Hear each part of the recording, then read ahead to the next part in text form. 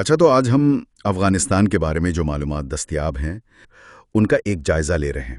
مقصد بس یہ ہے کہ ملک کی تاریخ، جغرافیہ، ثقافت اور جو آج کل کے حالات ہیں ان کے اہم نکات کو سمجھنا چاہیے۔ اسے اکثر سلطنتوں کا قبرستان بھی کہتے ہیں، تو دیکھتے ہیں اس لقب کے پیچھے کیا کہانیاں ہیں۔ بالکل، اور یہ سمجھنا اہم ہے۔ میرا مطلب ہے کہ یہ ملک صرف تاریخ یا جغرافیہ نہیں ہے، یہ تو وسطی اور جنوبی ایشیا کے بالکل سنگم پر ایک ایسی جگہ ہے جہاں آپ دیکھیں کئی تہذیبیں اور مفادات ٹکراتے رہے ہیں۔ ہاں، تو نام سے ہی شروع کرتے ہیں۔ افغانستان مطلب افغانوں کی سرزمین، اور یہ بھی سنا ہے کہ افغان لفظ کا تعلق سنسکرت کے اشوکان یعنی گھڑ سوار سے، جو تاریخی طور پر پشتونوں کے لیے استعمال ہوتا تھا۔ جی، یہ دلچسپ بات ہے، مگر جہاں یہ نام خود پرانا لگتا ہے وہاں ایک ریاست کے نام کے طور پر اس کا باقاعدہ استعمال وہ نسبتاً نیا ہے۔ یہ سمجھیں کہ 19ویں صدی میں جب نو آبادیاتی دور تھا، خاص طور پر وہ گریٹ گیم کا زمانہ، تب یہ نام زیادہ عام ہوا۔ اونچے اونچے ہندو کش پہاڑوں پر مشتمل ہے۔ کابل جو دارالحکومت ہے وہ بھی تو انہی پہاڑوں کے دامن میں ہے نا۔ بالکل، یہ محل وقوع اسے تصویراتی طور پر یعنی اسٹریٹجیکلی بہت اہم بناتا ہے، لیکن ساتھ ہی ماحولیاتی تبدیلیوں کا بھی یہ شدید شکار ہے۔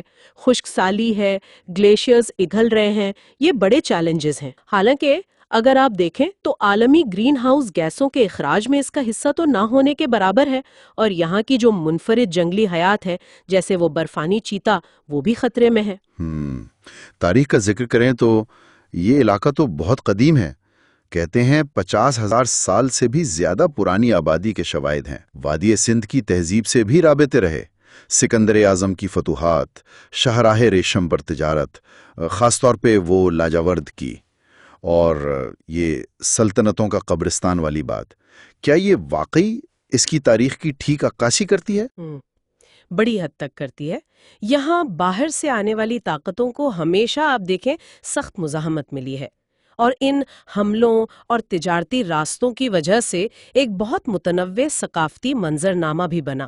زردشتی، بدھ مت، ہندو مت اور پھر اسلام، یہ سب مذاہب یہاں پروان چڑھے۔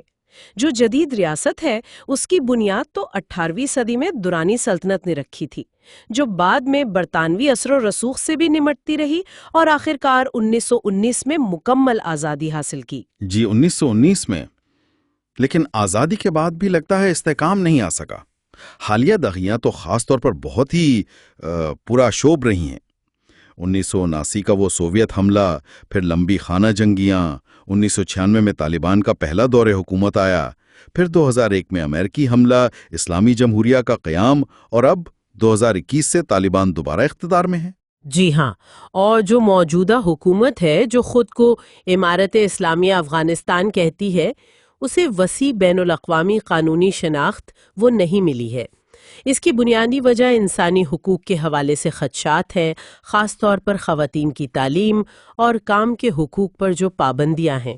اگرچہ کچھ ممالک جیسے روس نے تعلقات قائم کیے ہیں، لیکن اقوام متحدہ اور زیادہ تر ممالک نے حکومت کو باضابطہ طور پر تسلیم نہیں کیا۔ اور حکومتی ڈھانچہ کیسا ہے اب؟ اختیارات کس کے پاس ہیں؟ سنا ہے سپریم لیڈر ہے اور ایک قائم مقام کابینہ کام کر رہی ہے۔ یہ بھی اطلاعات ہیں کہ انسانی حقوق کمیشن جیسے ادارے وہ تحلیل کر دیے گئے ہیں۔ جی، اور بین الاقوامی فوجداری عدالت یعنی ICC، اس نے بعض رہنماؤں کے خلاف وہ مبینہ جنگی جرائم اور انسانیت کے خلاف جرائم کے حوالے سے تحقیقات کے سلسلے میں وارنٹ بھی جاری کیے ہیں۔ اچھا، دوسری طرف طالبان حکومت کے کچھ دعوے بھی ہیں، بدعنوانی کے خاتمے اور پوست کی کاشت میں کمی کے۔ ہاں، وہ ایسے دعوے تو کرتے ہیں، تاہم ملک کو شدید انسانی بحران کا سامنا ہے۔ لاکھوں افغان پناہ گزین وہ پڑوسی ملکوں سے نکالے جا رہے ہیں، اور ملک کے اندر بھی وہ داعش خراسان ہے، قومی مزاحمتی محاذ ہے، ان جیسے مسلح گروہوں کے ساتھ جھڑپیں جاری ہیں۔ اتنے سارے چیلنجز، تو پھر معیشت کا کیا حال ہے؟ یہ تو سنا تھا کہ وہاں کھربوں ڈالر کے معدنی ذخائر ہیں، لیتھیم، تانبا، سونا وغیرہ۔ ہاں، یہ ایک بہت بڑا تضاد ہے۔ آپ دیکھیں، اندازاً $1 ٹریلین سے بھی زیادہ مالیت کے معدنی ذخائر ہیں، لیکن اس کے باوجود افغانستان دنیا کے غریب ترین ممالک میں شامل ہے۔ اس کی وجوہات میں ظاہر ہے دہائیوں کا عدم استحکام ہے، انفراسٹرکچر کی کمی ہے، اور شاید بیرونی طاقتوں کی دلچسپی بھی رہی ہو۔ فی الحال تو زراعت جیسے زعفران، انار اور روایتی دستکاریاں جیسے قالین بافی یہی معیشت کا اہم حصہ ہے۔ 2021 کے بعد معاشی صورتحال میں کوئی فرق آیا ہے، مطلب بہتری؟ دیکھیں، اقتدار کی تبدیلی کے فوراً بعد تو معیشت بہت تیزی سے سکڑی تھی۔ غیر ملکی امداد رک گئی، اثاثے منجمد ہو گئے، لیکن کچھ حالیہ رپورٹس ہیں جو کرنسی یعنی افغانی اس کی قدر میں کچھ استحکام دکھا رہی ہیں، اور ٹیکس وصولی میں بھی بہتری کی اطلاعات ہیں۔ اگرچہ عام آدمی کی زندگی پر اس کا کیا اثر ہے یہ کہنا ابھی مشکل ہے۔ ٹھیک، اب ذرا آبادی اور ثقافت کی بات کر لیں۔ یہ تو کافی کثیر النسلی ملک ہیں، ہے نا؟ جی بالکل، آبادی کا اندازہ وہ کوئی 3,60,00,000 سے 5 کروڑ کے درمیان لگایا جاتا ہے۔ سب سے بڑا نسلی گروہ پشتون ہے، پھر تاجک، ہزارہ اور ازبیک آتے ہیں۔ سرکاری زبانیں دری اور پشتو ہیں، اور سماجی ڈھانچے میں خاندان اور قبیلے کا کردار بہت بہت اہم ہے۔ خاص طور پر پشتونوں میں وہ پشتون و ولی کا ضابطہ اخلاق ہے۔ اچھا، پشتون ولی، یعنی وہ مہمان نوازی، غیرت، بدلہ والے اصول؟ جی وہی، یہ ان کے سماجی نظام کا اہم حصہ ہے، اور ثقافتی طور پر بھی یہ سرزمین بہت زرخیز رہی ہے۔